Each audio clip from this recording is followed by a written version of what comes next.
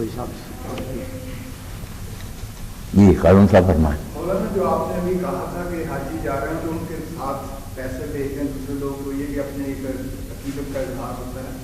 تو آپ کو یہ سن کر خوشگوار حیرت ہوگی کہ اس دفعہ انہوں نے یہ اضافہ کیا ہے کہ یہیں پیسے وہ دے دیتے ہیں۔ نیشنل بینک اور اسلامک ڈیولپمنٹ بینک کی مدد سے وہ انہوں نے اہتمام کیا کہ اگر کوئی حاجی یہاں پیسے جمع کروانا چاہے نا، یہیں 6,553 روپئے یا 405 ریال یہاں جمع کروا دیں، تو میرے خیال میں تو یہ شاید اچھا خوشگوار اضافہ ہے کہ بندے کو یہ احساس ہوتا ہے کہ میں یہیں سے اپنی قربانی ساتھ لے کے جا رہا ہوں، وہاں اگر جا کے جمع کرایا تو محسوس ہوتا ہے کہ یہاں آ کے میں نے جمع کروایا۔